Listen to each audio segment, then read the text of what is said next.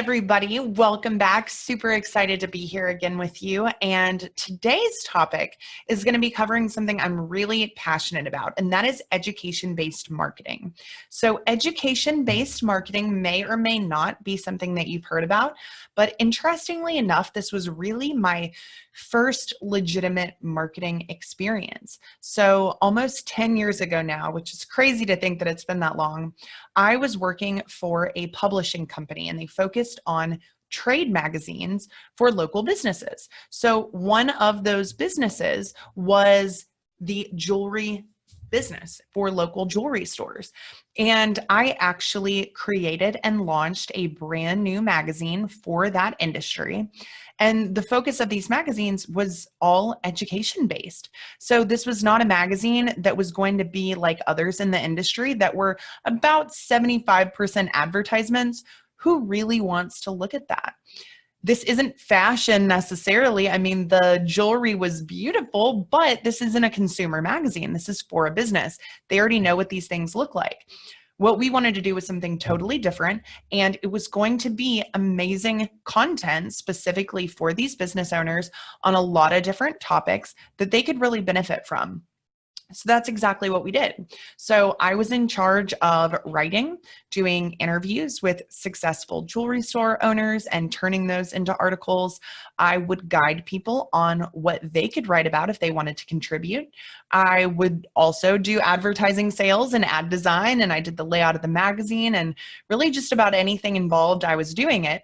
But this was such a focus on education that it really just became something very early on that I loved.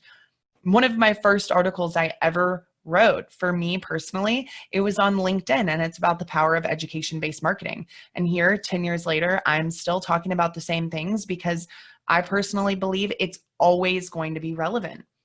So what is education-based marketing? Well, simply, it's marketing by providing valuable, helpful, useful content. And there's a lot of different ways to do that. Some of them could be educating directly on your products and services if that's something that people are really interested in. It could be educating on your industry. It could be educating on, the processes that consumers can go through to decide if they need this. There's so many different ways this can be done, but it's really marketing with a content focus. So this is what we still do heavily in our personal, internal marketing, in the marketing for our clients, in the processes we teach our students. Education is still a big part of our social media ad strategy. It's one part of it, but it's a big, important part of it. The other thing that it can do is really just develop stronger relationships. This is no longer something that's, look at me, look at me. This is really more, look at you. Let me look at you and tell you things that will help you. So you're doing this in a way that is going to benefit the reader. In turn, they're going to develop good feelings towards your brand if done correctly. You're still going to be able to mix in information about what you do, what you sell, how you can buy it, and you're definitely going to have a conclusion telling them about the next steps. But this is not something that's disguised as education, but really it's just a sales letter. This is education. So why does it matter? Education-based marketing matters because in a world where we are bombarded by advertisements, consumers are becoming a bit more oblivious to it. We learn to tune it out visually, and when we're listening to something, if you can do advertising in a way that feels organic, like social content or written content, video content, we'll talk about all of these in a minute, you're going to be able to capture their attention much easier and retain it because there's actually a reason for them to continue reading. It's not just about you. Let's say that they do need what you have, but they don't realize that yet. If this is an ad just about you, they're probably not going to stop and look at it. What they might stop and look at is an article about, do you need X, Y, and Z? Read this to find out how. That will appeal to them in a much different way. It's still going to expose them to your brand. It's still going to expose them to what you do. And if done the right way, can still lead to a direct conversion, but it's not blatant. The next thing that we want to talk about is really why this will improve results. So you might be saying, well, it's just exposing them to my brand and giving them some helpful tips, but how does that actually help me? I want to do more than branding. I want to get more leads. I want to get more sales. Well, yes, that's absolutely what we all want. Sometimes we have to realize, though, that the process of achieving that is not always straightforward. It's not always point A to point B. Sometimes we have to go in through the back door, so to speak. And education is an amazing way to do that, simply because it does expose you to people and holds their attention that would have never reacted to an ad directly. But it can also be used to identify interest in specific products and services. So if I see an article that's talking about new running shoes or how to better improve my running form, I would probably read that. It doesn't mean that I'm a marathon runner, but it could mean that I do running and I am looking to improve my form. I'm looking to get better at it. So if this business was selling running shoes, they would be able to use my engagement, my viewing, or my reading of that piece of content to take it that I actually could have a use for what they do. So instead of marketing to everyone, you're going to be marketing to really specific people in very specific ways based on what they engage with. So that's the first way that it can improve return, is because you're not going to be sending the same message to everyone. It's going to be tailored based on what they are responding to. The next thing that it does is it establishes you as credible, as an expert in your industry, as someone who has an expertise that they can share, making people feel comfortable that if they were to work with you or buy from you, that it's going to be quality. That is important because I can guarantee you that you are not the only person that does what you do. So if you want someone to choose you over someone else, becoming more credible and more experienced in their eyes is a great way to do that. The next way that it improves results is what we talked about earlier. If I need something, but I don't yet know that I need it, that direct to conversion ad is not going to appeal to me. But what would appeal to me is an article that is about the subject that I feel very low pressure to engage with. I'm not making any type of commitment. I'm educating myself to see if this is a good fit for me. That will open my mind, if done in the right way, to the fact that I truly do need this. It's going to make me a more receptive lead or prospect. The next way is really by creating new segments of your audience that you may have never really been able to capture before. So one example would be back to that running store example, someone who wants to lose weight, but they're not a runner yet. That person is not necessarily going to respond to an ad about running shoes. They don't even run yet.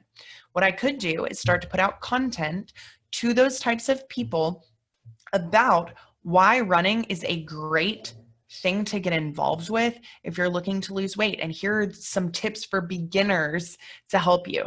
So you're actually giving these people information that could lead to them becoming a consumer of your product or service that may have never done that before. That's hugely powerful. And on that same level, you're going to be able to target people at the exact moment in time, or a very close moment in time to when they become more receptive to you. So that brand new runner, that would be the moment they first become more receptive. So if you can capture them at that stage, you actually have the opportunity to sell to them over the course of their lifetime, making your customer lifetime value higher, increasing your revenue the same ad spend. So hopefully that makes sense to you in terms of why this actually matters, why it's going to improve your ad results. And now finally, we're going to talk about 5 different ways that you can use education-based marketing in your local business or with your local clients to help this business succeed. So the first thing I'll talk about is video. I love video marketing. There are so many benefits to this. It's the most consumed medium. It's still the fastest growing content medium, but you can say so much more in a video in a short period of time. It doesn't even matter if you only capture someone's attention for 15 seconds. If those 15 seconds, they were able to hear what they really needed to hear from you, that's a huge win. Video can also be used on virtually any platform and in so many different scenarios that it makes it very valuable to you as a business owner, because you don't want to have to create something brand new for every single platform or every single marketing tool that you have. You want something that can be repurposed and be reused, because that's going to maximize your time, which is going to lead to a higher return on investment, because every additional hour you spend, that's ultimately money you're losing if you could have done it a faster, better way. So that's why I recommend video so highly. It also is going to develop this personal feel to it. And if you're trying to educate, if you are at all a personal brand or building a personal brand, or if your business is a business that people need to trust those in your business, such as, a plumber or an electrician, someone who's coming into your home, those are things you really need to think about. Those are things that are going to be very important for you. So where can you use this education-based marketing? Number one, you can use it in a physical location. Let's say you have a retail store. If there are any products that you're selling within that store that have any type of education related to them, such as a demonstration, why it's used, how it's used, who it's the best fit for, put those videos on a screen in that product section. If you don't have a salesperson that's in that aisle every single moment when a client is there, they're not going to be able to answer those questions. And a lot of times consumers just don't even really want that. Maybe they just want to browse, or they don't want to feel like they're really being sold to, but they would watch a video to learn more about a certain thing. I think this is highly underused. So if you do have a physical location that people come into, make this a space that will educate them regardless of who your salesperson is or if they're available. You can also use it on your website. So websites are great places for video. You're obviously going to have content on those pages as well, but some people simply prefer to watch a video. It also is going to make it a little bit more interesting. You can insert more of your personality. And again, you might say things you might not really feel like is appropriate to say in the written content. You're also going to be able to visually show them things you would not be able to show them otherwise, like potentially the entire process of your company working with a client or your products being used by someone. That is so valuable. And in terms of search, websites with video are becoming a higher priority to those algorithms. Obviously, you can use it on social media. That can be organic social media or paid advertising. That's something that I talk about a lot. Very, very important to our strategy. You could also use educational video trainings. So maybe it is a 5-day challenge. I put on 5-day challenges all the time. This is a great way for me to educate my leads, educate my audience, build trust, really give value so they feel great. Hopefully, the value I give them, they can implement right away, see a return, and say, this is the person I want to learn from. She's already helped me get some quick wins. I know she's going to be able to help me achieve my goals. That's a great opportunity that very few local businesses ever take advantage of. The next thing we'll talk about is blog content. So blog content may be something you're already doing. Maybe it's not something that you're doing, but it's still very important. So blogs are going to be used to drive organic search traffic. That's not something that happens overnight, but blog content, in my opinion, is the single best way to drive more content. The reason being is that there's only so much you're ever going to say about your core products and services. There's only so many times that you can update those. There's only so many keywords those pages can even focus on. By adding blog content to your site, you give yourself the ability to capture more long tail keywords, to capture more keywords in general, to have a more updated website on a regular basis, to test content to see what people are really interested in, and then be able to use that blog content also in other ways. But being able to drive traffic for free, that's a huge benefit. You're also still educating those people. As a local business, will that traffic always be in your local area? No, but some of it will be, and it was free traffic, okay? And again, you're not using that one piece of content just that one time. It's going to be used long-term over and over again. Once it's created, the heavy lifting is done. So reusing that blog content is what I would very much suggest that you do. You can use blog content as a level 1 ad, that education-based ad that we've talked about. That's something that we do on a regular basis. And you will be able to drive qualified traffic with the right types of blogs and ultimately convert them through the blog or convert them on retargeting. I would definitely recommend that you post those things on your organic social profiles because it's great for that placement. This is something that's just educating. It's something that's going to bring awareness to your website, and it's great for people who are following you so that they can get more of your expertise, but definitely don't stop there. Advertise those if they are good. You also are going to be able to use those in emails. So emails are still something we highly recommend that you do. And if you don't feel like you always know what to say, just send them your latest blog article, share something of value, give them a reason to really connect with you, read something from you. One of my favorite ways to use blog content is by actually printing it out and keeping it at a physical location. So again, if you have a retail store or a place where people are going to come, strategically place certain articles by certain types of products or certain areas. If you do, you will be surprised at how many copies get taken. This is something that we've done, we've tested, and when you start filling those up on a regular basis, you'll see how much your audience craves that education. Finally, you can give those to your salespeople. Number one, they need to read them. Most salespeople or people within a business, they're not reading the blog, unfortunately. Those people should be sharing that blog online. So if they're not, just ask them, tell them this is something you would really like them to do. But most importantly, they just need to read it because that is going to be something that will help them have better conversations with their prospects and use it as sales material. Maybe they want to hand it out to their clients as a way to leave them with something before that next meeting or to allow them to kind of dig deeper before they decide.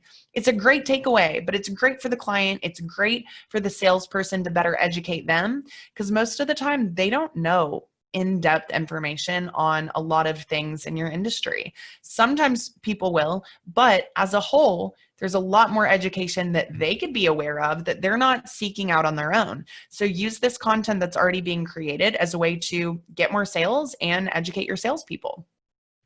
The next one we'll talk about is in-person events or presentations. So this would be an educational presentation. It's going to be a bit longer. It's going to be more involved. This is something that you can do to reach out to other businesses in your area or other organizations in your area.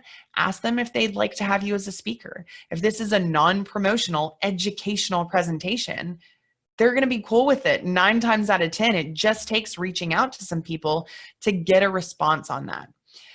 If you have your own location, you can also do your own live events. This is something we help clients and students with consistently. Bringing people into your physical location is one of the best things you can do. Doing it in a way that educates them is going to ensure that you're getting more qualified prospects because who really wants to sit and listen to a 1-hour presentation on a topic they have no interest in? It's going to allow you to convert them a lot easier because they'll already be there in front of you. You will have given them that trust and credibility that great education is going to bring to your audience. And you're going to be able to start a much easier conversation with them, which will allow you to understand their wants and needs and really respond appropriately. So many benefits. You can also do webinars, live webinars, or automated webinars. We do this for clients as well, local businesses. I have a webinar I actually did for a client that's been running through the entire period of COVID, and it's been doing really well. It generates appointments, it drives interest. It's an awesome way to use your knowledge, truth be told. Very few local businesses are really going to do that though. You can also do this at trade shows. This is something that a lot of people also don't think about, but if you are doing trade shows, you're typically spending a decent amount of money. You want to leverage that. You want to make yourself stand out in every possible way. Give people a better reason to come to your booth, to talk to you, and to really volunteer the details of what they're looking for. You can have set times that this is going to be delivered, and you can make it a curiosity kind of thing. You can have it, with curtains around it, and then still have your regular booth in the front. But getting people to sign up for that is also a great way to have someone register before the trade show to let you know they will be there. That's hugely valuable because you want to do text message marketing at that trade show to let them know, hey, we're here. We're at booth XYZ. The presentation is starting at 12 p.m. We can't wait to see you. That registration is awesome. And typically, without some piece of education like that, there's no reason to ask someone to sign up unless it's for an appointment. And not everyone is ready for that. You're going to get more leads, more opportunities to convert those people to sales. The next thing that you can do is have some type of lead magnet. So a lead magnet, if you're not familiar, is really just an exchange of information for some type of contact information. I could give you a list. I could give you a checklist, an ebook. I could give you just a frequently asked questions handout. I mean, it could be so many different things, but it is usually a physical or digital in most cases, but could be physical, like a PDF that could be printed out. It could be videos as well, but I'm really talking more about actual PDF type of lead magnets. The same education you're using in these different places can then be created in this format. And the benefit of this format is, in a lot of cases, more usability. So think about what someone would get from a video, probably a lot of great tips, but after it's done, they're like, okay, well, what do I do now? Like, how do I revisit this content? How do I apply it? If you give someone something like a checklist, it could be those same exact steps, but now you're giving it to them in a format that allows them to apply it. Hopefully, if you chose the right topic, it's going to allow them to either get that quick win or see that they're ready or see the need for what you have. That's the goal. Show them why they need you. I love lead magnets. We use them internally. I use them for clients. Our students develop them in our programs. They don't have to be complex. They do need to exist because, again, not everyone is ready to buy or is ready to sign up for that consultation or that appointment. Give them something low risk, low pressure that educates. Then you still get their contact info. You're getting their phone number. You're getting their email address. You can continue to nurture that relationship. You've got to see these people as long-term opportunities. These are not people that if they don't convert today, they're never going to. That might be what you see, but that's only because that's all you're going after. If you can go after people who are at different stages, sometimes not quite ready, they're going to want to consume content around that topic. And if you can give it to them and they can give you their contact info, it gives you a way to reach out to them and it gives them a reason to come back to you and to really feel great about you. Finally, you can do something like an advertorial or even a print column. So if you are doing any type of print advertising or even for digital magazines and websites, you can do this in a way that educates but brings awareness to you. So I'm writing for Social Media Examiner. I've done content for a lot of different businesses, and it can help with SEO from a backlink perspective if this is online. If it's in a print magazine, a lot of the times the advertorials, which is kind of framed as an editorial, maybe about the business, it'll tell a lot of information about what they do and how they work with their clients and how you can get in touch with them. But it appears as though it's written by the magazine, not an ad directly. Those can sometimes be the most effective forms of print advertising because it is something that feels like content. People want content. Remember, they don't want to see a magazine full of advertising. You can advertise what you do in a totally different way that makes them a lot more interested. And if you want to write for some other type of print magazine or newspaper, if they'll allow it, sometimes it just takes reaching out and asking. You're likely not going to be able to use that to promote your business. But again, you're going to establish credibility, educate on a topic, and you're going to have a bio at the end that should have your website, what you do, what your business is called, and all of that good stuff. So if someone reads it, if they get to the end, they're going to know how to find out more about how to work with you. Those same columns can also be used in all of the other formats that we've talked about. So the goal here is to be able to reuse pieces of education.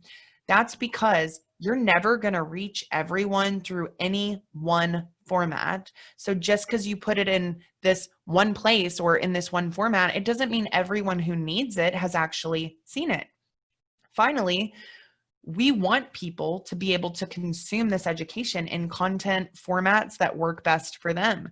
Someone may prefer to read a blog over reading a PDF. Someone may prefer to watch a video, a short video, as opposed to attending a live presentation. So by reusing these different things, it's going to save you time, but it's going to allow you to reach more people, and it's going to allow you to connect with people in the way that best suits them.